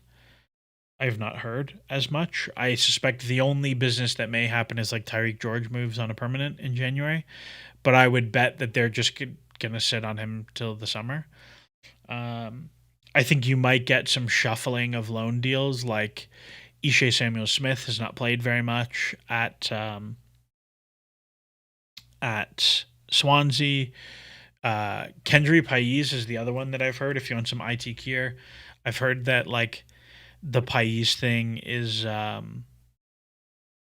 like obviously not going well at Strasbourg, and so they're gonna bring him closer to home so he can start settling in England. Since like if he's not gonna play, he might as well like settle in England. And so there's like talk of a domestic loan. We'll see how that goes. But he is like not like very good at Strasbourg. I do wonder if that means someone else will go to Strasbourg to fill his place. Maybe a Sugo. I don't know. But I think that's there. And that's really the only ones that I think will happen. I think there'll be some loans, like maybe Shim will go on loan. I suspect that like Keanu Dyer is back. I suspect he'll stick with the 21s for the rest of the year. We'll see. I think that's it though. I do wonder if like they'll send David Washington to Strasbourg. That might be an interesting one. Bad Rabbit says sort of crazy that Rosenior didn't play Kendry when the club seems to want him to be the next big thing. I don't know if that's like, if you think about it, they have invested comparatively very little into Kendry. Like I don't think they have a whole lot invested in him to be the next guy. I think Kendry's representation are pretty loud. So like that's why we get a lot of Fabrizio Romano stuff about him. Like I have a high degree of confidence that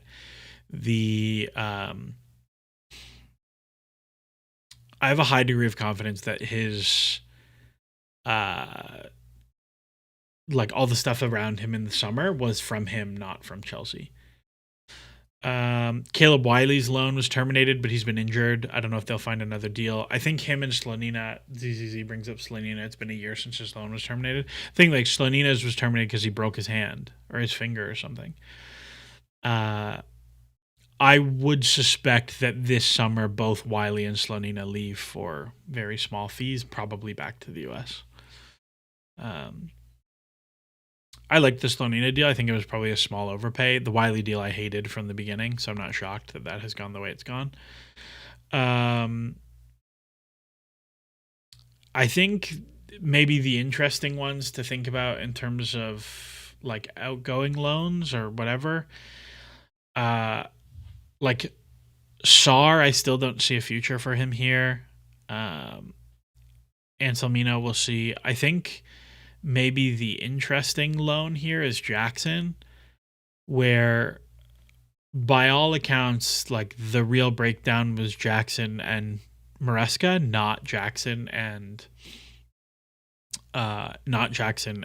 the club. So I would say it's like firmly not off the table that he comes back with Rosenior now. I would love if it happened now. Like, I think it would actually be really prudent to do it. I think if you were being really smart about managing your time, the way I would do it is I would cancel Buonannote's loan now. I would bring Jackson back and run Jackson and have JP fill the Buonannote minutes, and then you have like the extra striker winger guy to do whatever you want. I think there would be some utility there. The other one that is like percolating in the background is Raheem Sterling. Roshan says, what do you think of the few reports saying Raz might be open to a non-London move? Didn't see that coming. I don't believe that. The other thing they said was Josh Allen. The other thing they said in the background was like he only wants permanent moves, not loan moves. I think that seems weird to me. Like, I would bet with a reasonable degree of confidence that Sterling goes to like West Ham on loan for the rest of the year, but we'll see. Somebody asked, what do we need to happen in terms of results to get all these bum directors out of here? Miss Champions League and Europa League. I think there's basically nothing this season that will get them fired because they'll just say it was Maresca's fault and Club World Cup and they won the Club World Cup. But I think if next season they don't put up like 80 points or 75 points, I think put up 75 points and like run reasonably profitably or close to, I think there starts to be a lot of pressure. We're like, okay, you've had like 4 years now and this hasn't really worked. So ZZZ says Slonina, I think, could carve out a 200 game career in MLS. For sure. I think he'd be a fine MLS goalkeeper. I think Slonina's okay. It's not great, but he's okay. Okay. We're at 2:02. Get your questions in. And I'm going to watch the rest of Buffalo Jacksonville after this.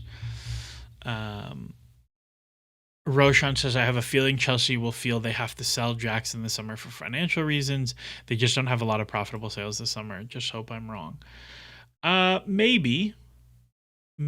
Like, if we go look at this summer in terms of profitable sales versus like getting money off of the books, right? Like, you're not making profit on Slonina, but you can get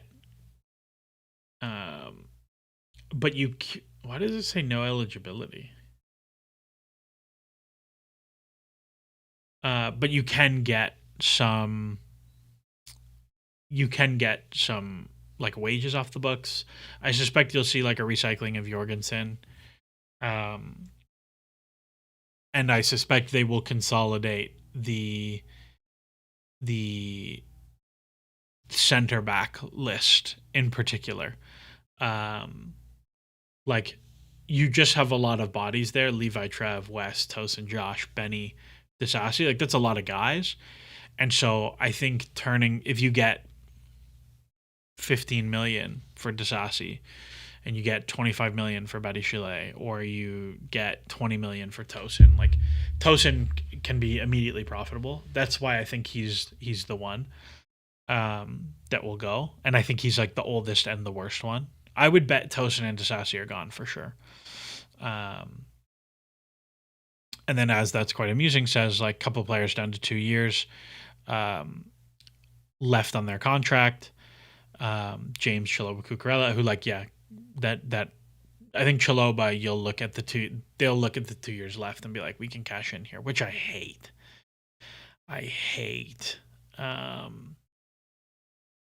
So we'll see on that front. But I think like you can clear a lot of wages out, which will make it easier for the UEFA calculations.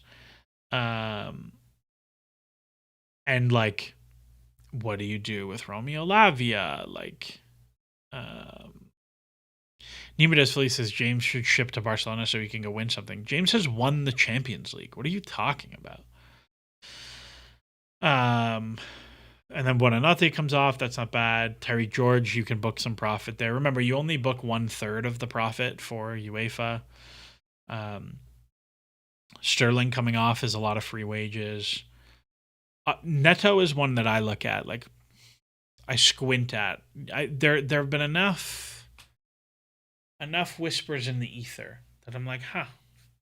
I also would not be shocked if they sold Guiu this summer for like 18 million and moved on. Wouldn't be shocked. I think there's bodies to make profit. I think even if you look at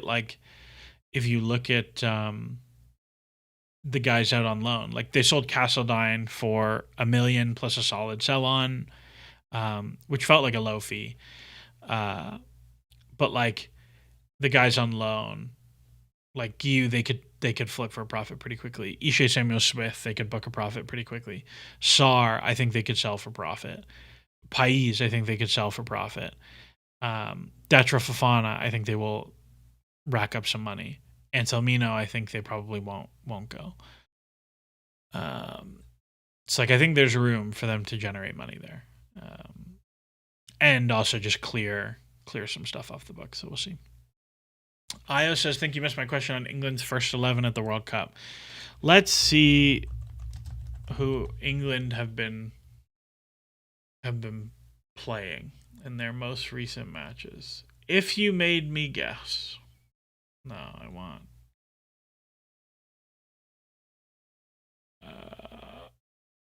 Let me go look at their recent teams. If you made me guess. Let's see. England. Look at that. 22 goals for, 0 against in 8 games, baby. Let's go look at their recent teams. If I had to guess off the rip, it would be Picky. It's definitely not going to be that back four. It would be like Pickford, James. I don't know. Pickford, James, Stones. If Colwill's fit, Colwill. Left back, I don't know. Who's the left back? Probably not Dan Burn. Let me go. I can't even think of an English left back right now. Fuck, Luke Shaw. Has Luke Shaw played? I think you're muted. I'm not muted. I hope I'm not muted. I can see the mic on my side, so I hope not. Never mind. I'm a moron. All right, we're good. You had me scared for a second there. Yeah, I don't know. Lewis Hall, maybe. Let's see. Let's see who else they've played at left back in their recent games. Nico. It seems like he likes Nico O'Reilly. I don't know. And then it'll be like a Rice. I don't know, bro. I couldn't tell you the last time I watched England. It'll be Rice. I think Elliot Anderson will play. Bellingham will be the 10. And it'll be like Saka and Eze and then Kane. Something like that. But they have like a squad. They have like a real squad that they can actually bring to manage the fact that they're going to play a bunch of games in the heat. So we'll see. If you're looking absolute top end, how much money do you think we could make on departures with the current squad plus loans plus academy while still keeping the main squad competitive? I mean, if you look at the current squad, if you talk raw number coming in, not profit, like you can move Neto and the team is no worse. So like you can bring in 50 million or 60 million. You can consolidate the center backs and like move Tosin and Disasi and bring in 35 million between the pair of them and you're no worse. You can move Guiu for 20 million and you're no worse. You can move Tyreek George for 20 million and you're no worse. Like I think it's fairly easy for them to get up to like 150 million of inbound money. I think the question is like, what other like random crackhead transfer stuff are you going to do? In addition to that, like, and I would bet this is not an IT Kier thing. I would bet someone we don't expect to moves this summer. I would bet someone from like the core group of guys that were like, yeah, they're not going to be sold. Someone from that core group will move. Like, I think there's a real chance Chalobah moves. I think there's a real chance Pedro Neto moves. I think there's a real chance like Marc Cucurella moves. Again, like he got a raise and no extension. That's very interesting. I think there's a real chance. I don't know. The main core group of dudes. So we'll see. Anyways, I'm gonna wrap it up there. CCC Keon Best, count your days. That's a deep cut. That's fun. Fabian Collins says maybe Gusto making room for Achimpong. Yeah, maybe. I'm very happy that Achimpong is getting run. I think that's going to be real nice for the future. We'll see. Anyways, I'm going to wrap up the stream there. Thank you all for listening. And I appreciate it as always. And let's have a good 2026. I will not be streaming next weekend because I will be in Costa Rica on vacation. I will watch and I'll be tweeting, but I won't be streaming, and there probably won't be a podcast episode that weekend. But I'll do something. Oh, actually, I will do something after Arsenal. I will put something out after Arsenal because I will not have left yet. So we'll go from there. And then, yes, of course, if you sell Jackson, there's more money there. Anyways, that's all from me. As always, enjoy the soccer.